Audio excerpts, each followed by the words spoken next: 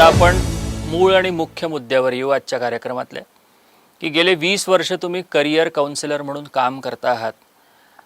पण यावर्षी तुम्ही एका मराठी चित्रपटाची सुद्धा निर्मिती केलेली आहे.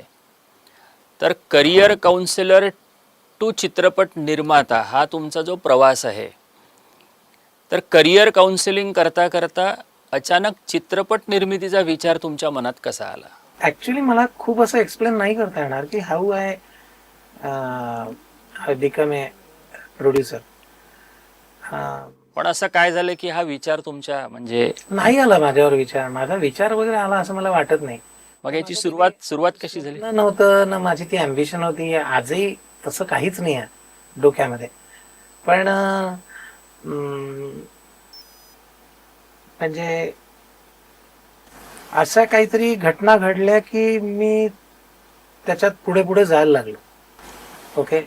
आणि म्हणजे आमची जी को प्रोड्युसर आहे तिच्या मदतीने आपण याच्यामध्ये पुढे जावं असं वाटायला लागलं.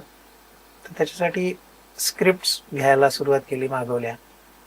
मग त्या स्क्रिप्ट्स बघितल्या तर त्याच्यामध्ये मलाच इंटरेस्ट येईना, मलाच ते आवडत नव्हतं.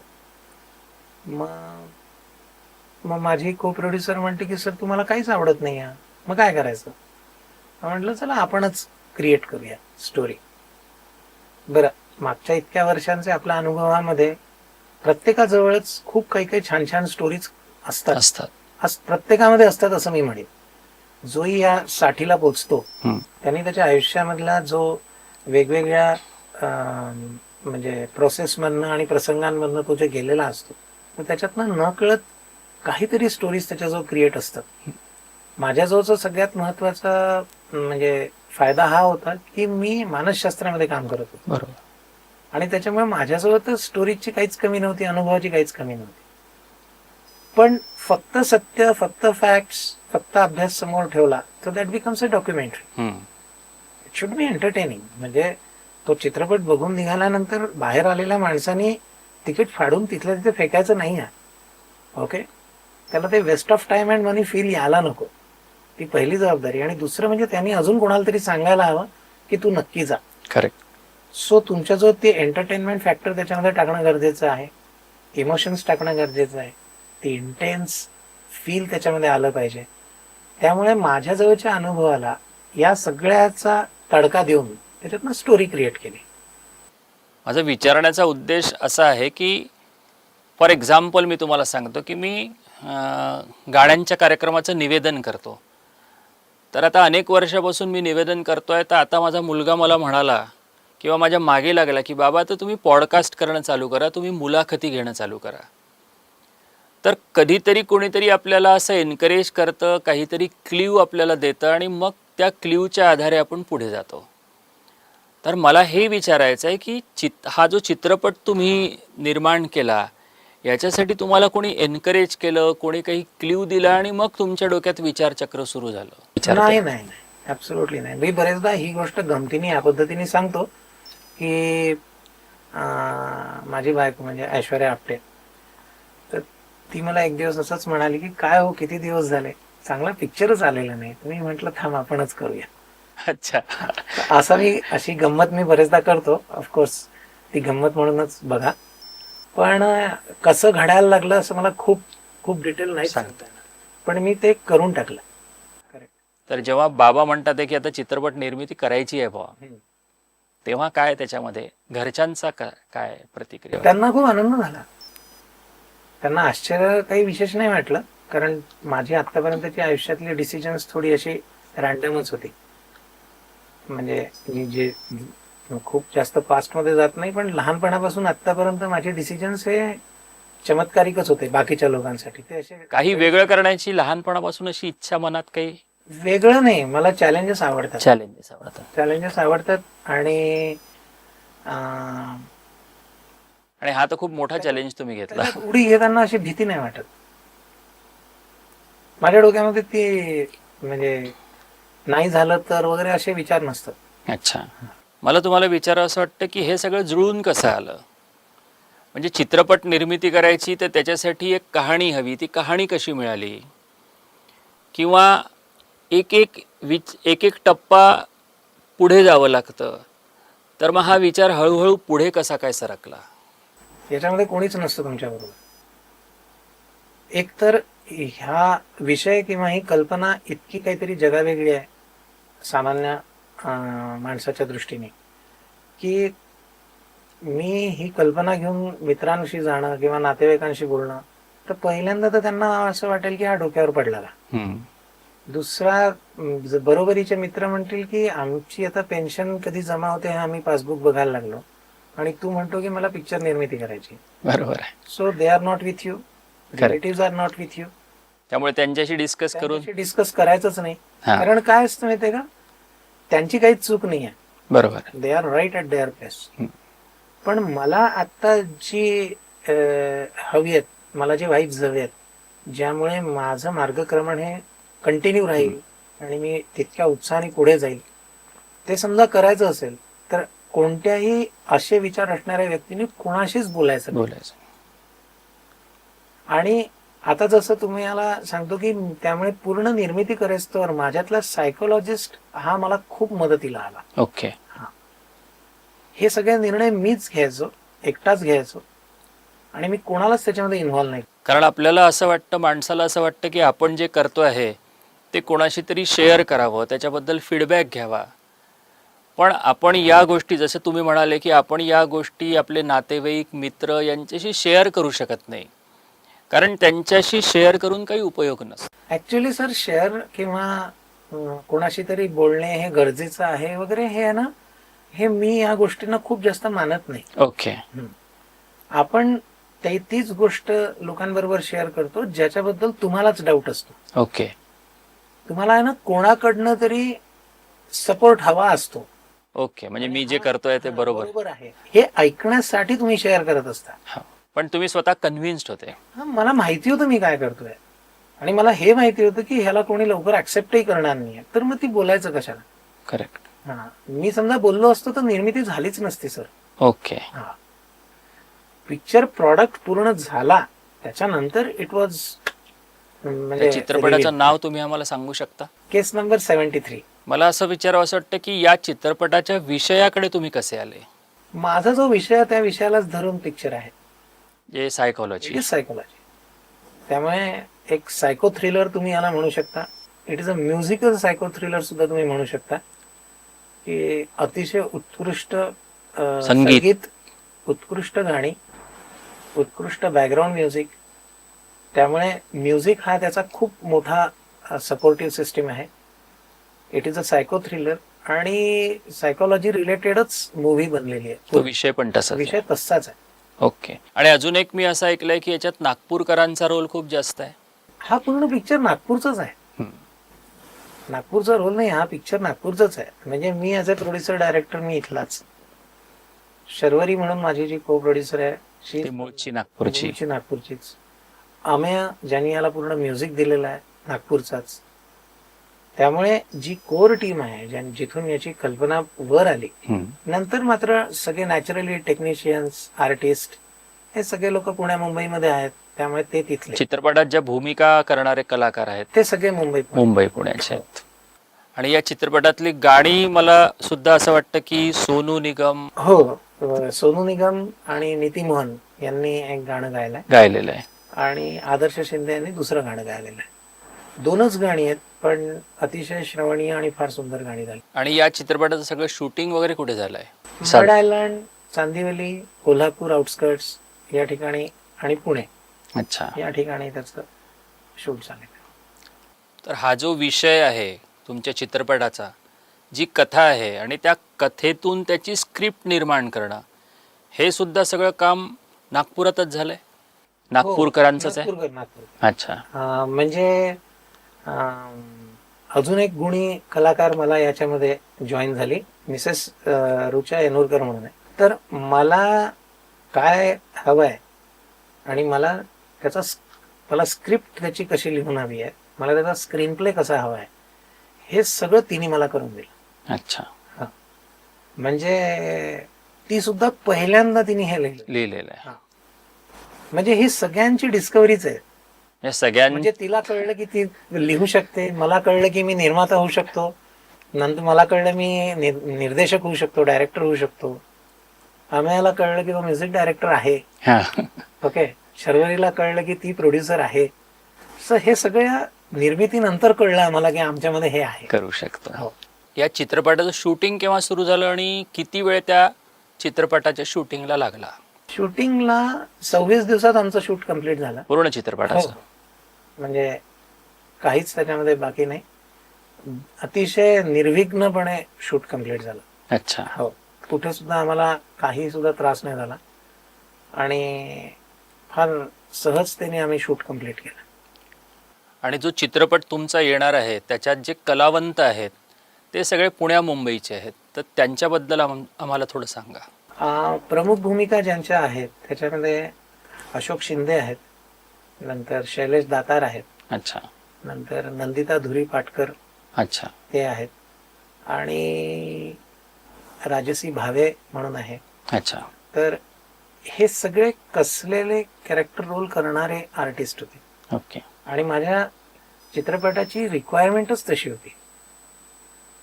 कारण हा जेव्हा पिक्चर बघून कोणाला मी विचारलं की कोण लक्षात राहिलं का एखादा, तर ते सगळ्या कलाकारांची नावं घेऊ शकतील की त्यातला एकाच व्यक्तीने चित्रपट काढला असं नाही आहे. त्यातला प्रत्येक कॅरेक्टरनी न्याय दिलेला आहे ओके. आपापल्या कामात.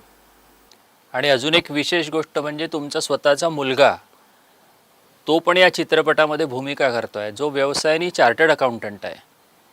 तर मला हे सांगा, तो या चित्रपटातल्या भूमिकेत कसा शिरला?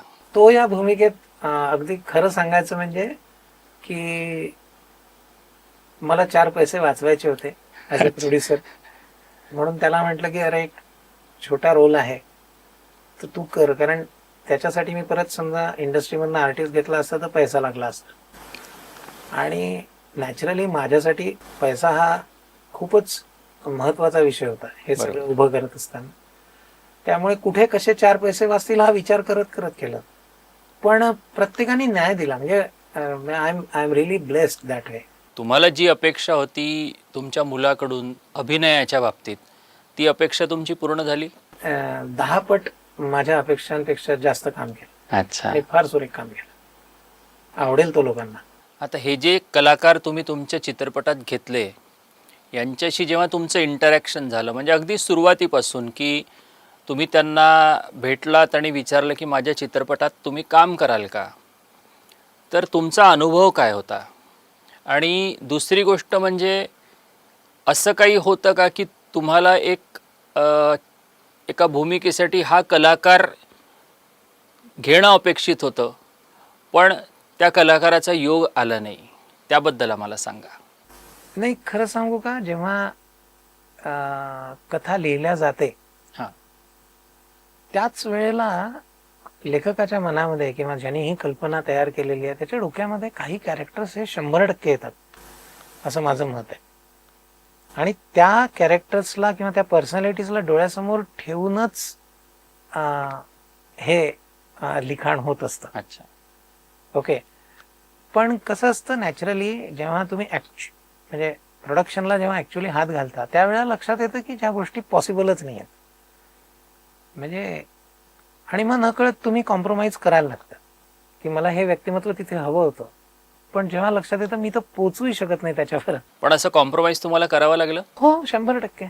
ते कॉम्प्रोमाइज तुम्हाला करावं लागलं. आता याचं दुःख आहे चित्रपट निर्माण झाल्यानंतर? नाही नाही नाही, कॉम्प्रोमाइज म्हणजे काय, फक्त मी जी एक कॅरेक्टर किंवा एक पर्सनॅलिटी डोक्यात ठेवली होती त्याला घेऊन मी चाललोय, तर ते शक्य नसतं. आता मी म्हणजे बोलूच नावच घेऊ म्हटलं तर मला मोहनलाल हवे होते. अच्छा. ठीक आहे. म्हणजे मल्याळी ऍक्टर ज्यांना आत्ताच दादासाहेब फाळके पुरस्कार मिळाला, या व्यक्तीला घेऊन मी पिक्चर बनवावा असं विचार करणं हे काही गुन्हा नाही, चूक नाही. पण ज्या वेळेला मी पटावर येतो त्यावेळेला लक्षात येतं की मी तर पोचूही शकत नाही त्याच्यापर्यंत. म्हणून मी याला कॉम्प्रोमाइज केला असा शब्द नाही वापरणार. ओके. नाही, मला असं म्हणायचं आहे की एखादी व्यक्ती, एखादा कलाकार जो रिअलिस्टिकली आपल्या आवाक्यामध्ये होता, बजेटमध्ये होता, पण तो आपल्याला अवेलेबल नाही झाला, त्याच्यामुळे त्याच्या जागी दुसऱ्या कोणाला घ्यावं लागलं, तर त्या ज्या दुसऱ्या व्यक्तीला तुम्ही त्या भूमिकेसाठी घेतलं त्याने त्या भूमिकेला पूर्ण न्याय दिला आहे असं तुम्हाला वाटतं? 100%. 100%. 100% काय, तुम्ही चित्रपट बघितल्यानंतर म्हणाल की इतकं छान कास्टिंग कसं काय झालं. अच्छा, हो, हे परफेक्ट झालं, अगदी परफेक्ट. आय एम तुमच्या मनाप्रमाणे झालं. अगदी मनाप्रमाणे झालं. आणि इतका न्याय दिलेला आहे प्रत्येक आर्टिस्टने की मी त्यांचे कसे आभार मानू मला सांगतात, बोलता नाही येत. पूर्ण न्याय दिला.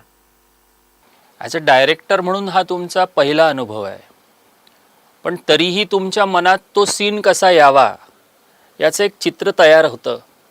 आता तो सीन त्यांना समजावून सांगताना तुमच्या मनावर कधी दडपण आलं, किंवा तुम्ही जे सांगितलं त्याला त्यांनी कोऑपरेट केलं नाही, म्हणजे त्या काही नॉन कोऑपरेशन आलं त्याच्यामुळे तुम्हाला त्रास झाला, असा काही अनुभव या मूवीच्या वेळी? अगदी नाही, अगदी नाही. याचा मला, मी सांगितलं ना, मी माझी सायकोलॉजीची प्रॅक्टिस, या गोष्टीचा मला दरवेळा फायदा झाला आत्तापर्यंत. मी समजा अशोक शिंदेशी या विषयावरती बोलतोय, तर युजली पद्धत अशी असते की जेव्हा इतकी मोठी मोठी स्टारकास्ट असतात त्यावेळेला तुम्हाला त्यांना आधी नरेशन द्यावं लागतं. You narrate the story and you means try to create your visuals in front of them, की मला काय करायचंय, कसं असं हो. तर जेव्हा जेव्हा मी या एकेका आर्टिस्ट बरोबर बसून नरेट केले तेव्हा प्रत्येक जणाला खूप आनंद झाला की त्यांना काहीतरी वेगळं मिळत आहे, पहिली गोष्ट ही. आणि म्हणजे मला हे सुद्धा प्रश्न यांच्याकडनं विचारण्यात आले की तुम्ही हे खरंच हे असं दाखवणार आहात, असं होणार आहे का, तुम्ही जे म्हणताय हे असं होणार आहे का. मी त्यांना म्हटलं 100% हे असंच होणार आहे आणि हे असंच दिसणार आहे, त्याची मी तुम्हाला गॅरंटी देतो. त्यामुळे या प्रत्येकाने त्या कॅरेक्टरमध्ये ज्या पद्धतीने स्वतःला टाकलं ते चित्रपट बघताना प्रेक्षकांना जाणवेल. त्यांना असं वाटणारच नाही की ही व्यक्ती ऍक्टिंग करते. अच्छा, त्यांना असं वाटेल की नाही, ही व्यक्ती तीच आहे जे व्यक्तिरेखा तो साकारतोय. बरोबर. So they always are highly convinced with the story, their insight, their visuals. कुठे सुद्धा त्यांच्या मनात डाऊट नव्हता आणि त्याचा मला फायदा झाला. रॅदर तुम्ही जे म्हणता की कधी म्हणजे कॉन्फ्लिक्ट किंवा त्यांना पटत नाही, मी जे सांगतो ते त्यांना गळी उतरत नाही, असं काही झालंच नाही. रॅदर ती टीम अशी तयार झालेली होती की प्रत्येक जण ते अजून चांगलं कसं करता येईल या विषयानेच डिस्कस करायचे. बरोबर. आता ज्या कलाकारांना घेऊन तुम्ही हा चित्रपट केला त्या कलाकारांनी अनेक चित्रपटामध्ये भूमिका केल्या आहेत. तर अशा वेळी त्या कलाकारांना जेव्हा हे कळतं की हा जो दिग्दर्शक आहे हा पहिल्यांदाच चित्रपट दिग्दर्शित करतो आहे, तर तेव्हा त्यांचा त्या दिग्दर्शकाकडे बघण्याचा जो दृष्टिकोन असतो तो कदाचित वेगळा असू शकतो. तर असे काही प्रसंग आले की तुम्हाला त्यांना समजावून सांगावं लागलं की हा सीन हा असा का करणं गरजेचं आहे, कारण ॲज अ करिअर काउन्सिलर तुमची कपॅसिटी जबरदस्त आहे, हे असं का करणं गरजेचं आहे हे तुम्ही समोरच्याच्या गळी नक्की उतरवता. तर असं काही कधी सेटवर घडलेलं आहे? नाही, त्यांना कन्व्हिन्स नाही करावं लागलं. अच्छा. मी जेव्हाही प्रत्येक कॅरेक्टर आणि रोल, मी जेव्हा प्रत्येक आर्टिस्टशी जेव्हा बोलायचो तेव्हा त्याच्याबद्दल अजून जाणून घेण्याचीच इच्छा त्यांच्यामध्ये असायची. त्यांनी कधी त्याला क्रॉस नाही केलं किंवा त्यांनी ऑब्जेक्शन नाही घेतलं. बरं, दुसरं असं होतं की म्हणून म्हटलं माझ्यातला सायकोलॉजिस्ट मला खूप कामाला आला, राईट. त्यामुळे बोलताना आणि सांगताना ती जी भाषा होती ती इतकी म्हणजे काय म्हणते क्लॅरिटी असणारी भाषा होती कदाचित, की ज्याच्यामुळे त्यांच्या डोक्यात संदेह नसायचा कधी की हा जे मला सांगतोय या व्यतिरिक्त काहीतरी वेगळं असू शकतं, असं त्यांना कधी वाटलंच नाही. म्हणजे अगदी सुरुवातीपासून चित्रपटाच्या शेवटापर्यंत तुमच्या मनात जो जसा चित्रपट होता तो अगदी तसा तयार झालेला आहे? अगदी घडलेला आहे, अगदी घडलेला आहे. याच्या ठिकाणी फक्त 2-3 मला ज्या लिमिटेशन्स आल्या त्या असा असतात की मला असं असं दाखवायचं आहे आणि ते दाखवण्यासाठी लागणारा खर्च मी नाही करू शकत. तिथे तुम्ही मग पटकन स्वतःला कंट्रोल करता. त्या गोष्टीमध्ये फक्त मी कमी पडलो, कारण बरेचदा कसं असतं जेव्हा when I say that this is a psychological and this is a psycho thriller kind of thing. तर तिथे मर्डर आहे, मिस्ट्री आहे, भीती आहे, टेन्शन आहे, इंटेन्स क्लायमेट आहे. हे क्रिएट करण्यासाठी मला जे वाटतंय ते क्रिएट करण्यासाठी लागणारी टेक्नॉलॉजी, त्याच्यासाठी लागणारे इक्विपमेंट्स, तसे लागणारे cameras, number of cameras, okay, visual effects, okay. जेव्हा तुम्ही याचं बजेट बघता तेव्हा तुम्ही न कळत म्हणता मग राहू दे, यांनी काय दाखवता येईल ते आपण दाखवूया, अशा पद्धतीने तुम्ही तिथे सेटल होता. बरोबर. पण अदरवाईज मी जेव्हा याचा फर्स्ट कट बघितला, फर्स्ट एडिट, तो बघता क्षणी म्हणजे मला आत्ता सांगताना काहीच वाटत नाही की माझ्या लिटरली डोळ्यात पाणी आलं होतं की मी जे म्हणतोय, मी जे बघत होतो ते मला समोर दिसतंय. आणि तो माझ्या जीवनातला सगळ्यात आनंदाचा आणि महत्वाचा क्षण होता. I am satisfied. Okay. I am satisfied. जसं तुम्ही आत्ता म्हटलं की एक बजेट कन्स्टंट असतो, तर सुरुवातीला या बजेटची भीती नाही वाटली? कारण आपल्या डोक्यात एक बजेट पक्कं असतं, पण ॲक्च्युली कधीकधी त्या बजेटपेक्षा जर जास्त पैसा लागला तर मग काय होईल, याच्याबद्दल कधी स्ट्रेस नाही आला? कधी याच्याबद्दल चिंता नाही वाटली? एकदा झालं होतं. म्हणजे एक वेळ अशी आली होती की ज्या वेळेला तुमचे 30-35 लाख इन्व्हेस्ट झालेले असतात प्रिपरेशन म्हणजे प्री प्रोडक्शनच्या प्रोसेसमध्ये, आणि तेव्हा समोर येणारे चॅलेंजेस आणि खर्चाचा डोंगर आणि हे सगळं होईल की नाही अशी शंका येते. आणि त्यावेळेला असं वाटतं की राहू द्या, हे धाडस नाही करावं, सोडून द्यावं, काही हरकत नाही. पण मग त्याच्यातून बाहेर नाही, पण मी हे ज्या वेळेला घरामध्ये बायकोशी बोललो तेव्हा तिने अत्यंत चिडून मला सांगितलं की आता नो लुकिंग बॅक. अरे वा. हा, जे जे आहे ते बघून घेऊ. ओके, आपला जो आज एवढा पैसा आहे याच्याबद्दल सुद्धा कधी आपण विचार केला होता की आपल्या जो असं काही राहील, तर केवढा काय विचार करायचा त्याच्यामध्ये. आणि ज्या वेळेला तुमच्या स्वतःच्या गरजा खूप कमी असतात ना, मूलभूत गरजा ज्याला म्हणतात, त्या कमी असतील ना, तर तुम्हाला पैशाचं लोड नाही आहे. ओके. हा, म्हणजे आणि म्हणजे निगेटिव्हिटी ती नव्हती, फक्त जमा होईल की नाही पैसा एवढाच डोक्यामधला डाऊट होता. पण मुलांनी सांगितलं की मी जो आता फ्लॅट घेणार होतो तो आता घेत नाही, मी 2-3 वर्षानंतर घेईन. अच्छा. मी तुम्हाला एवढे पैसे देतो. आणि मग काय, बँक, जमीन जुमला जे काही करायचं ते करा, संपवा आणि पैसा उभा करा. आपण नेहमी म्हणतो की इच्छा तिथे मार्ग. तर असे काही तुम्हाला अनुभव आले की काही अडचण आली पण लगेच मदत सुद्धा मिळत गेली? हे कार्य कम्प्लीट होईस्तोवर मला मदत कंटिन्यूस मिळत गेली.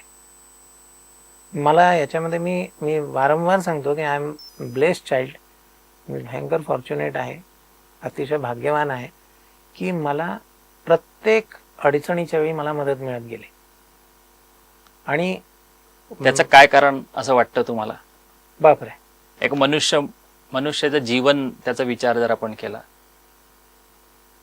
नाही, मला असं वाटतं की म्हणजे हे माझ्या काउन्सिलिंग मधनं सुद्धा मी सांगतो की तुम्ही व्यवसाय करा, तुम्ही नोकरी करा, तुम्ही संसार करा, तुम्ही मैत्री जपा, पण या सगळ्या याच्यामध्ये एक नॉन मॅनिप्युलेटिव्ह अप्रोच असू द्या दरवेळेला. माझ्याशी बोलताना कोणत्याही व्यक्तीला असं नको वाटायला की हातचं राखून काहीतरी हा बोलतोय किंवा काहीतरी लपवाछपवी आहे, किंवा आज हे असं बोलत होता, काही दिवसानंतर तर असं दिसलं, किंवा हा जे सांगतो तसा हा स्वतः कुठे जगतो. ज्या ज्या ठिकाणी अशा टाईपच्या गोष्टी असतील त्या त्या ठिकाणी तुम्हाला मदत मिळत नाही.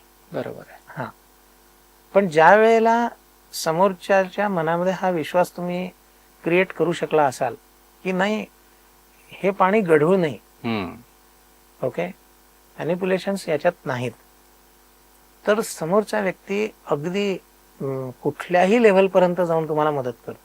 बरोबर. मी माझ्या घरी माझ्या मुलांना सुद्धा सांगतो, मी माझ्या काउन्सिलिंग मधल्या, करिअर काउन्सिलिंग मधल्या किंवा फॅमिली काउन्सिलिंग, प्रत्येकाला सांगतो, मॅनिप्युलेशन्स नका करू आयुष्यामध्ये, किंवा स्वतःच्या चुकांवरती पांघरून टाकण्याचा प्रयत्न नका करू. उलट त्याला एक्सपोजर द्या चुकांना, की याच्यामुळे मी चुकलो बरं का, किंवा ही चूक झाली बरं का. तर जसे तुम्ही असे वागायला लागाल ना, तर न कळत एक तुम्ही एक कवच निर्माण करायला लागतं आपल्या आजूबाजूला, ज्यामुळे प्रत्येक संकटाच्या वेळी हे कवच तुम्हाला प्रोटेक्ट करायला लागतं, मदत मिळते. बरोबर आहे. म्हणजे आता कलियुग आहे, कोणी कोणाचं नसतं असं असं मला कधीच अनुभव येत नाही. आणि माझ्या दृष्टीने उलट सगळेजण छान आहेत, सगळेजण मदत करायला तयार आहेत आणि आपल्या परीने प्रत्येक जण समोर आहेत, असाच माझा अनुभव आहे. तुम्ही मगाशी म्हणालात की या चित्रपटात सोनू निगम यांनी सुद्धा गाणी म्हटलेली आहेत. तर मला असं विचारायचं आहे की जसं तुम्ही पहिल्यांदाच चित्रपट दिग्दर्शक करता आहात, तर तुम्हाला सोनू निगमपर्यंत पोचायचा जो मार्ग होता तो सोपा होता, कठीण होता, कसा होता? नाही, आपण पोचूच शकत नाही. म्हणजे तुम्हाला मॅनेजरचे नंबर मिळतील, तुम्हाला सगळं होईल, तुम्ही कॉन्टॅक्ट करण्याचा प्रयत्न करताय, पण काहीच होत नाही. म्हणून मी जे म्हटलं की मला मदत मिळत गेली. तर असंच माझ्याच क्लायंटमधल्या एक जणशी चर्चा करत असताना, अरे असं असं झालं पण मी सोनू निगमपर्यंत नाही पोचू शकत आहे. त्याने मला म्हटलं हवा आहे ना? म्हटलं हो, बघतो मी काय करायचं. काहीतरी नेटवर्क फिरलं आणि त्याची डेट मिळाली. तर असंच घडलं माझ्या बाबतीमध्ये. पण ते कन्व्हिक्शन होतं किंवा माझा हट्ट होता, माझ्या मनातल्या मनातली ती जिद्द होती की मला हा हवा, मला ही हवी, ते मिळत गेलं. आणि सोनू निगमचं जेव्हा गाण्याचं रेकॉर्डिंग झालं तेव्हा तुमचा काय अनुभव होता? कारण जो तुमचा संगीतकार आहे चित्रपटाचा, तो सुद्धा या चित्रपटाला पहिल्यांदाच संगीत देत होता. हे त्याचं पहिलंच प्रोजेक्ट होतं. तर तेव्हा काय अनुभव तुमचा होता? संगीत देतोय. आम्हाला तो त्रास झाला ना. म्हणजे सोनू निगम स्वतः एक खूप मोठा म्हणजे स्वरांचा बादशाहच आहे तो. त्याला काही त्याच्या सुरांबद्दल आणि त्याच्या स्वरांबद्दल कोणी बोलण्याची ताकदच नाही आपल्यामध्ये. पण या लोकांकडनं काम करून घेताना नवोदित जो म्युझिशियन असतो त्याला जो सुरुवातीला त्रास व्हायला पाहिजे होता तो झाला. पण थोड्या वेळाने ज्या वेळेला त्यांना असं वाटलं सोनूजींना की नाही, म्हणजे हा जे सांगतो त्याच्यात काहीतरी तथ्य आहे, मग त्यांनी त्याला ऐकणं आणि त्याला फॉलो करणं सुरू केलं. मग मात्र त्याच्यानंतर स्वतःच तो वेगवेगळ्या हरकती, वेगळ्या पद्धती करून दाखवायचा आणि म्हणायचा हे चालेल का, मग आपण असं करून बघायचं का. पण आमची पहिली 15 मिनिटं खूप डिफिकल्ट गेली. ओके. हा, पण नंतरचा तासभर आमचा खूपच हसत खेळत गेला आणि गाणं उत्तम तयार झालं. आणि दुसरी गायिका त्याच्यात नीती मोहन आहे. तिचा अनुभव पण खूप सुंदर होता. तिच्यापर्यंत पण आम्ही पोहोचलो. म्हणजे तिला जेव्हा गाणं अमेयाने पाठवलं तेव्हा तिचा स्क्रीनशॉट सुद्धा आम्ही असं वाटतो की त्याला फ्रेम करून लावावा. तिने जे मेसेज अमेयाला दिला होता की it is a beautiful melody, फार कमी गायकांना असं गाणं मिळतं आणि हे मला गायचंच आहे. पैसा, कमर्शियल्स हे सगळे आपण नंतर बघून, पण गाणं हे मी गाईन. ओके. हा, तर तो एक खूप छान आमच्यासाठी क्षण होता. आणि ती गायला तयार झाली, ती आली, यशराज स्टुडिओमध्ये त्याचं सगळं रेकॉर्डिंग वगैरे झालं. तो एक अनुभव फार सुंदर होता. ओके. सगळ्यात पहिल्यांदा म्हणजे जर मी तुम्हाला आता विचारलं की हा जो चित्रपट, हा जो पूर्ण प्रवास होता चित्रपट तयार करण्याचा, तर याच्यात मोलाची साथ तुम्हाला मिळाली, तर तुम्ही काही असा नामोल्लेख करू शकाल की या लोकांची खूप मोलाची साथ मला मिळाली? सगळ्यात पहिल्यांदा म्हणजे माझी पूर्ण फॅमिली. ओके. हां, कारण अशक्य होतं, मी याच्यामध्ये एक पाऊल सुद्धा पुढे जाणं शक्य नव्हतं.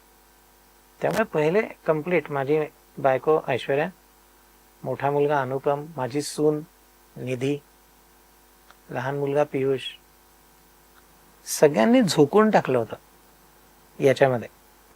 एकाने सुद्धा आजपर्यंत चुकून सुद्धा मला असं ऐकलेलं आठवत नाही की बाबा हे काय करताय किंवा हे कशाला करताय. म्हणजे बरेचदा तर मी हे असं म्हणायला हरकत नाही की आजकाल कसं मुलांचे हट्ट पूर्ण करण्यामध्ये बाप धडपड करत असतो. मला माझ्याकडे असा उलटा अनुभव आलाय की बापाचे हट्ट पूर्ण करण्यासाठी अख्खं कुटुंब झडतंय असं. कारण तुमचं व्यक्तिमत्वच तसं आहे. कारण आत्तापर्यंत तुमच्या कुटुंबातल्या सदस्यांना जो काही अनुभव आला आहे तुमचा, त्यातून तो प्रत्येक सदस्य तुमच्या पाठीशी उभा राहणारच होता. हो नाही म्हणजे आय एम ब्लेस्ड.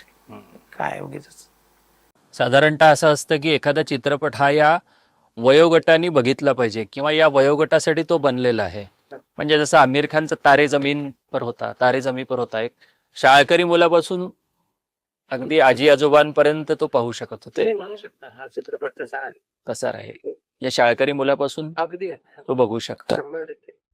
मला हे उदाहरण तुम्हीच सुचवलं बरं वाटलं. हा हा.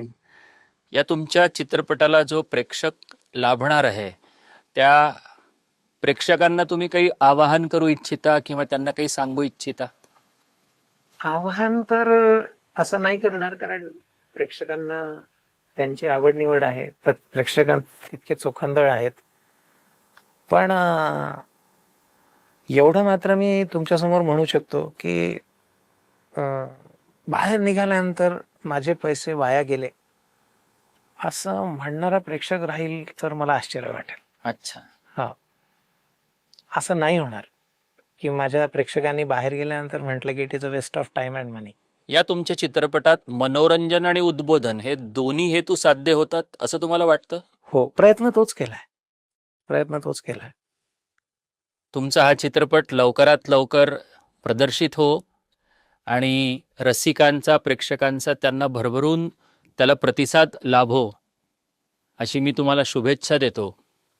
आणि जो काही प्रेक्षक वर्ग आहे त्याला मी अपील करू इच्छितो, विनंती करू इच्छितो की हा चित्रपट प्रदर्शित झाल्यानंतर नक्की हा चित्रपटगृहात जाऊन सगळ्यांनी बघा आणि इतरांनाही तो बघायला सांगा.